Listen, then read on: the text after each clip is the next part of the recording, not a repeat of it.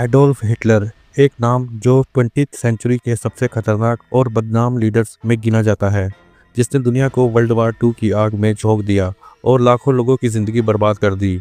लेकिन क्या आपको पता है कि हिटलर को भारत से भी चिढ़ होती थी? हाँ, भारत, एक देश जो उसके लिए कभी कमज़ोर, कभी विद्रोह का गढ़ और कभी अंग्रेज़ों के लिए सिरदर्द था। तो चलिए आज हम जानते हैं हिटलर भारत से क्यों चिढ़ता था। हिटलर का दुनिया को देखने का नज़रिया। वो मानता था कि आर्यन लोग, खासकर जर्मन लोग, सबसे श्रेष्ठ हैं और बाकी सब लोग उनके नीचे हैं। उनमें से कुछ तो उसकी नज़र में इन्फीरियर स्पीसीज थे। अब सोचिए, जब हिटलर आर्यन श्रेष्ठता की बात करता था और उसे पता चला कि भारत भी आर्यंस का प्राचीन गढ़ था, तो उसका मन घबरा गया। एक गरीब और गुलाम देश कैसे आर्यंस हो सकते हैं? ये बात हिटलर को चुभने लगी।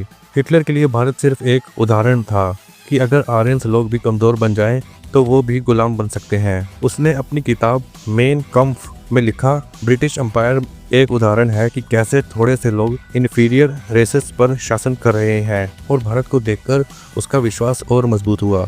लोगों में ताकत हो तो ही वो आज़ाद रह सकते हैं। तो भारत की स्थिति एक गुलाम देश होने की उसके आर्यंस थ्योरी के खिलाफ जा रही थी। वो सोचता था, अगर इंडियंस भी आर्यन थे तो फिर वो इतने कमज़ोर क्यों हो गए? एक और वजह थी हिटलर की चिढ़ की, और वो थी सुभाष चंद्र बोस, नेताजी, जिन्होंने हिटलर से मिलकर भारत की आज़ादी के लिए मदद मांगी थी।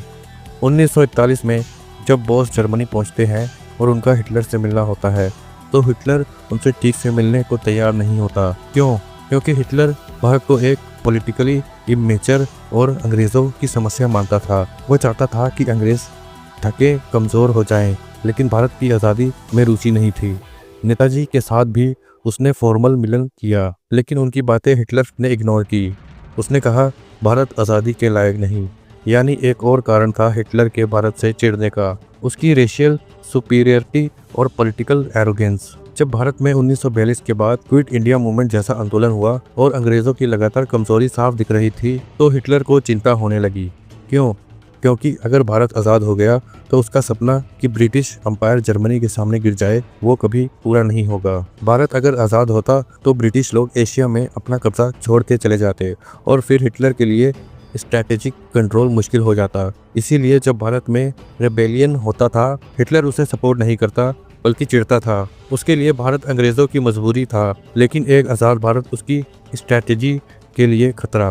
कई डॉक्यूमेंट्स में ये भी पाया गया कि अगर जर्मनी ने ब्रिटिश एम्पायर को हरा दिया होता तो हिटलर भारत को नाजिस्ट कॉलोनी बनाना चाहता था। वो भारत की जनता को भी स्लेव लेबर के रूप में इस्तेमाल करना चाहता था। सोचिए, एक तरफ आज़ादी की लड़ाई चल रही थी और दूसरी तरफ हिटलर जैसा तमाशा भारत को एक स्लेव आर्यन नेशन बनाने की सोच रहा था। तो दोस्तों, हिटलर की भारत से चिढ़ कहीं ना कहीं उसके घमंड का नतीजा थी। उसकी आर्यन सुपीरियरिटी की थ्योरी, उसका वर्ल्ड डोमिनेशन का सपना और भारत का एक गुलाम देश होने का दर्द, ये सब मिलकर उसके मन में भारत के लिए एक नफरत भरा निराशा पैदा करते थे। लेकिन उसकी चिढ़ से एक बात तो साफ थी, भारत की आज़ादी के लिए लड़ाई सिर्फ ब्रिटिश से नहीं थी, बल्कि दुनिया के कई और तानाशाहों भी चाहते थे कि भारत कभी आज़ाद ना हो। लेकिन हम आज़ाद हुए और ये आज़ादी किसी भी हिटलर से बड़ी थी। अगर आपको ये कहानी दिलचस्प लगी हो तो वीडियो को लाइक करें और कमेंट में बताएं, आपके हिसाब से हिटलर भारत से चिढ़ता था या डर रहा था।